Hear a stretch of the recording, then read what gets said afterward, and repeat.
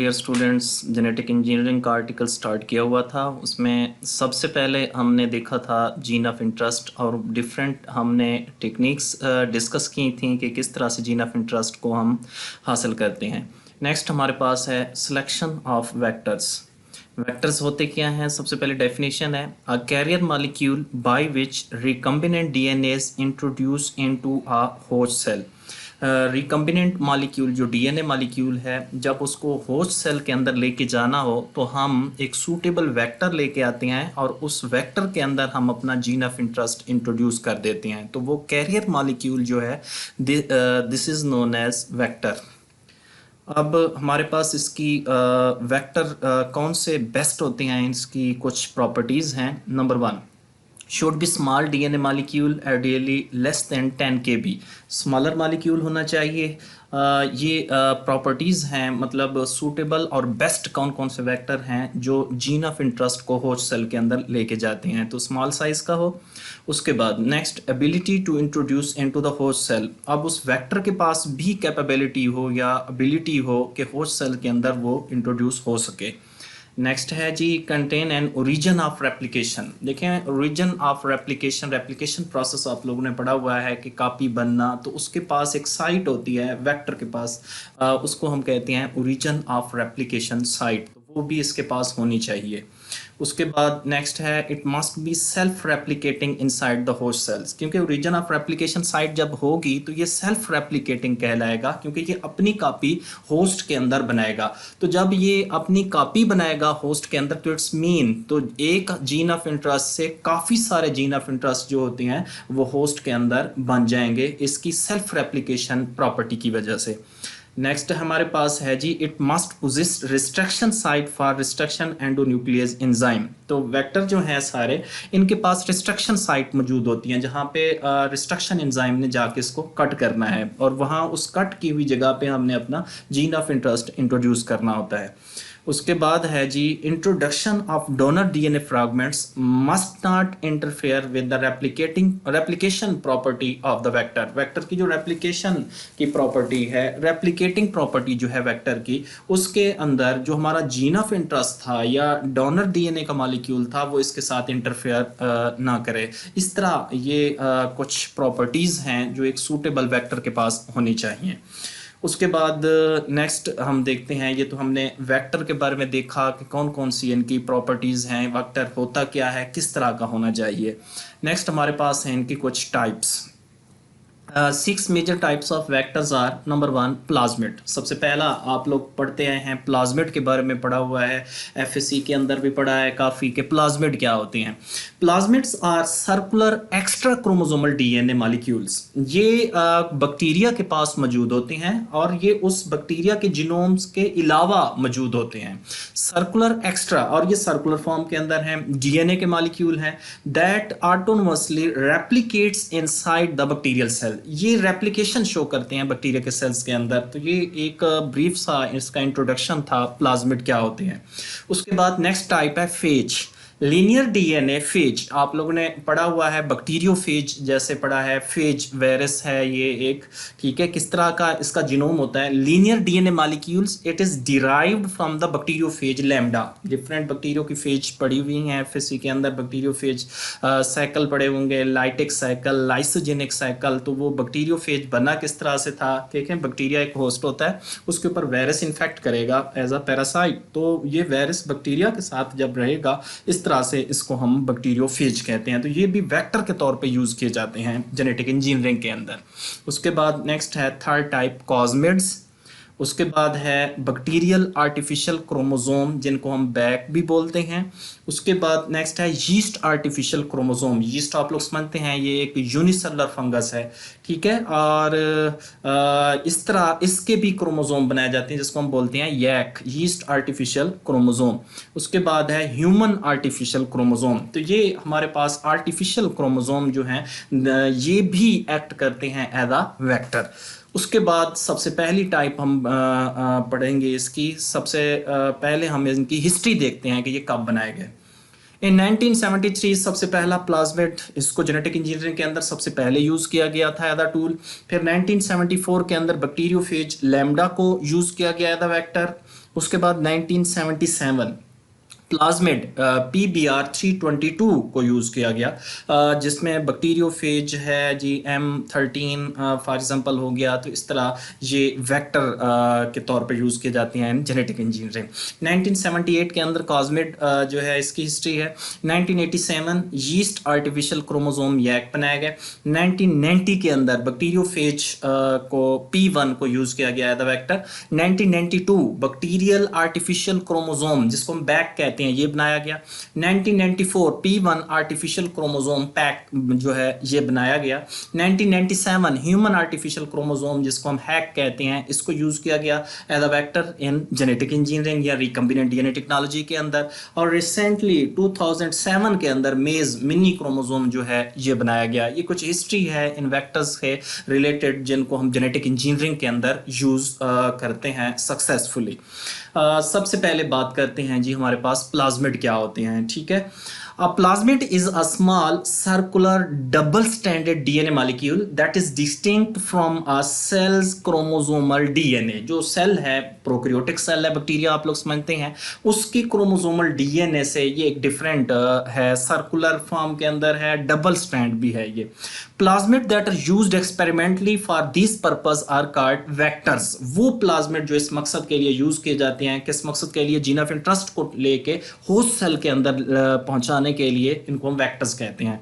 Researchers can insert DNA fragments और jeans into the plasmid. जो researchers हैं, genetic engineer जो हैं, वो अपनी चॉइस का जीन इन वेक्टर के अंदर जो है इंट्रोड्यूस करते हैं और फिर एज अ वेक्टर के तौर पे ये दूसरे होस्ट सेल के अंदर उसको ट्रांसफर करते हैं। तो इसी तरह ये कहेगा creating a so called recombinant plasmid. जब हम अपना जीन ऑफ इंटरेस्ट इस वेक्टर के अंदर मीन प्लाज्मिड के अंदर इंट्रोड्यूस कर देते हैं, फिट कर देते हैं लाइगेज एंजाइम से, अब उस के बाद इसको हम बोलते हैं रिकम्बिनेंट प्लाज्मिड। रिकम्बाइन किया गया हमारा जीन ऑफ इंटरेस्ट और इस प्लाज्मिड के अंदर हमने इंट्रोड्यूस कराया। पहले शुरू में डिस्कस हो चुका है इसके बारे में कि जिस रिस्ट्रक्शन एंजाइम से जीन ऑफ इंटरेस्ट को कट किया जाता है, सेम रिस्ट्रक्शन एंजाइम को हम यूज करते हैं प्लाज्मिड को कट करने के लिए, ताकि सेम साइज से ये कट हूं और उसके बाद इसको हम लाइगेज एंजाइम से फिट कर सकें। ठीक है, इसकी डिस्कशन हो चुकी है कि रिकम्बिनेंट प्लाज्मिड या रिकम्बिनेंट डीएनए कैसे बनाया जाता है। उसके बाद है जी the word plasmid was first coined by Joshua Lederberg in 1952 के अंदर सबसे पहला ये वर्ड यूज किया गया कि ये प्लाज्मिड है। He used it to describe any extra chromosomal heredity element. जो हेरिडिटी करेक्टर लेके आता है, एक्स्ट्रा भी है, मीन उस जीनोम के अलावा है, इसको उसके लिए उसने ये टर्म प्लाज्मिड यूज की। Lederberg first use the term in paper and then he published describing some experiments. उसने इसके डिस्क्राइब किए। He and his graduate student Norton Zinder conducted on salmonella bacteria and its virus P22 के ऊपर कुछ experiment उन्होंने इसके ऊपर भी किए और उसके बाद इनका नाम पड़ गया प्लाज्मिड। ये कुछ हिस्ट्री की बातें हैं। अच्छा, प्लाज्मिड के अंदर एक जो अहम बात है वो ये है कि plasmids have genes for antibiotic resistance and fertility. इसके पास फर्टिलिटी के भी और एंटीबायोटिक की रेजिस्टेंस के जीन्स जो होते हैं वो मौजूद होते हैं इस प्लाज्मिड के पास। उसके बाद बात करते हैं नेक्स्ट टाइप्स इनकी कौन कौन सी हैं प्लाज्मिड के अंदर। PSC101 FSC के अंदर भी पढ़ा है आप लोगों ने, is a DNA plasmid that is used as a cloning vector in genetic engineering experiments. हमारे पास जेनेटिक इंजीनियरिंग के जो एक्सपेरिमेंट्स हैं उसके अंदर ये PSC101 जो है इसको हम यूज करते हैं। अब ये नाम किस तरह से पड़ गया इसकी बात हम करेंगे। PSC101 first cloning vector used in 1973 by Herbert Boyer and Stanley Cohen। Norman Cohen ने इसको यूज किया तो इसका नाम इस वजह से पड़ गया PSC101। उसके बाद they are demonstrated that a gene from a frog could be transferred into bacterial cells। frog eukaryotic cell है, ठीक है, यूकैरियोटिक ऑर्गेनिज्म है। तो यूकैरियोट से प्रोकैरियोट्स मीन बैक्टीरिया के सेल के अंदर जीन को इंट्रोड्यूस कराया गया and then expressed by the bacterial cells, और उस बैक्टीरियल सेल ने एक्सप्रेशन भी दिया in the form of protein mean product बना के। इस PSC101 के पास एंटीबायोटिक रेजिस्टेंस जीन जो है वो टेट्रासाइक्लिन का ये मौजूद होता है। टेट्रासाइक्लिन एक एंटीबायोटिक है, ठीक है, इसकी रेजिस्टेंस जीन जो है इसके पास मौजूद होता है। अब नेक्स्ट बात करते हैं कि इसका ये नाम किस तरह से पड़ गया। ये जो P स्मॉल नज़र आ रहा है, P stands for the plasmid. Next हम फर्दर क्लासिफिकेशंस भी देखेंगे, इनका नोमेनक्लेचर भी देखेंगे दूसरे प्लाज्मिड की टाइप्स के लिए, लेकिन यहाँ पे इसके बारे में भी मैं बता दूँ। P जो यहाँ पे दिया गया है स्मॉल, ये प्लाज्मिड के लिए है, P stands for the plasmid. S जो है उस साइंटिस्ट के नाम के ऊपर है स्टैनले, C कोहन से है स्टैनले कोहन। 101 ये कैटलॉग नंबर है कि ये पहला, ये दूसरा, तीसरा, चौथा, इसी तरह का ये नंबर दिया गया 101। तो ये हमारे पास इसका नोमेनक्लेचर किस तरह से है ये दिया गया। उसके बाद ये इसकी एक प्लाज्मिड का एक मैप दिया गया है। ज़रा इसकी डायग्राम में आप लोग देखें, सिलेक्टेबल मार्कर मौजूद होते हैं, एक प्रमोटर रीजन मौजूद होता है, 5 प्राइम साइड से नज़र आ रही है, रिस्ट्रिक्शन साइट नज़र आ रही है। अब उसके बाद नेक्स्ट रिस्ट्रिक्शन साइट है, ये 5 से 3 तक रिस्ट्रिक्शन साइट है। इसको हम क्या करते हैं, कट करते हैं रिस्ट्रिक्शन एंजाइम से, और यहाँ पे हम अपना जीन ऑफ इंटरेस्ट जो होता है वो इंट्रोड्यूस कर देते हैं। जिसकी बात हुई थी ओरिजिन ऑफ रेप्लिकेशन, ये नज़र आ रही है ओरिजिन ऑफ रेप्लिकेशन। और एंटीबायोटिक रेजिस्टेंस जीन, मैंने कहा है कि इसके पास एक प्रॉपर्टी है, वो भी इसके पास मौजूद होती है। तो ये एक प्लाज्मिड वेक्टर का एक मैप दिया गया है कि इसकी शेप किस तरह से है, इसके पास कौन कौन सी साइट होती हैं, ये इसके अंदर दिखाई गई हैं। उसके बाद नेक्स्ट PSC101, इसके कुछ एडवांटेज भी हैं, डिसएडवांटेज भी हैं कि कितने साइज का जीन ऑफ इंटरेस्ट इसके पास आ सकता है। तो first used for in vitro cloning of eukaryotic DNA, 9 KB in size इसका साइज है। Low copy number, have advantage of single eco R1 site at which DNA can be inserted. एक single eco R1 site इसके पास मौजूद होती है जहाँ पे जीन ऑफ इंटरेस्ट को इंट्रोड्यूस किया जा सकता है। Has selectable marker for tetracycline resistance, tetracycline resistance के लिए इसके पास ये साइट है। It is derived from the conjugative plasmid R625, इससे इसको डिराइव किया गया। इसके कुछ डिसएडवांटेज भी हैं, लार्ज साइज का हो गया ये। और उसके बाद नेक्स्ट है स्ट्रिंगेंट रेप्लिकेटिव कंट्रोल है इसका, लो कॉपी नंबर हो गया, लो इंसर्ट कैपेबिलिटी इसके पास मौजूद होती है। नेक्स्ट इसी तरह से मैंने आप लोगों को साइट दिखाई हैं कौन कौन सी हैं कि प्रमोटर का होना लाजमी है हमारे जीन ऑफ इंटरेस्ट से 5 से 3 प्राइम एंड तक। एंटीबायोटिक रेजिस्टेंस के लिए जीन का भी होना भी लाजमी है, ओरिजिन ऑफ रेप्लिकेशन का होना भी इसके साथ लाजमी है। ये हमारे पास वेक्टर है PSC101 जो प्लाज्मिड की टाइप है, ये हो गया। उसके बाद नेक्स्ट हम बात करते हैं PBR322, ये भी FSC के अंदर पढ़ा हुआ है सेकेंड ईयर के अंदर आप लोगों ने। PBR322 is a plasmid and was one of the first widely used E coli cloning vectors, E coli से हासिल किया गया है ये क्लोनिंग वेक्टर। उसके बाद created in 1977 in the laboratory of Herbert Boyer and University of California San Francisco. Next बात करता है, it was named after Francisco Bolivar, the post doctoral researcher था हु कंस्ट्रक्टेड इट, जिसने इसको बनाया।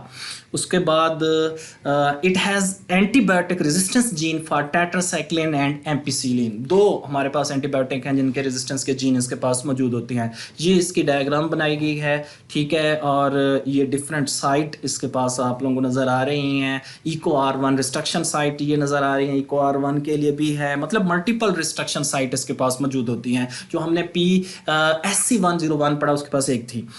उसके बाद नेक्स्ट बात करते हैं इसकी नोमेनक्लेचर कैसे हुई। नोमेनक्लेचर इसकी P स्टैंड्स फॉर प्लाज्मिड, मैंने आप लोगों को कहा स्मॉल लेटर के अंदर इसको यूज़ करते हैं, ये प्लाज्मिड के लिए है। B stands for the Bolivar, R Rodriguez, 322 number जो है इसको दिया गया, इसको डिस्टिंग्विश करने के लिए एक से दूसरा। नेक्स्ट फर्दर नोमेनक्लेचर की बात करते हैं मजीद। Nomenclature of the plasmid cloning vector, the name ये दिया गया है confirm with the standard role for the vector nomenclature के लिए दिया गया। P indicates that this is indeed a plasmid, कि ये प्लाज्मिड है। स्मॉल दिया गया है ना। बी आर जो है लेबोरेटरी के अंदर जो साइंटिस्ट थे उसके नेम के ऊपर था, Bolivar and Rodriguez, 2 researchers who develop it. 322 distinguish this plasmid from other developed in the same laboratory. Other दिए गए हैं, जैसे एग्जांपल यहाँ पे कुछ कोट की हैं। पीबीआर 325 भी है, 327 भी है, 328 एटसेट्रा। तो ये कुछ नंबर दिए गए हैं, इस तरह के प्लाज्मिड को नाम दिया जाता है। ठीक है, यहाँ तक हमारा ये लेक्चर कंप्लीट होता है। नेक्स्ट टाइप जो है वो फिर डिस्कस करेंगे नेक्स्ट लेक्चर के अंदर। अल्लाह हाफिज़।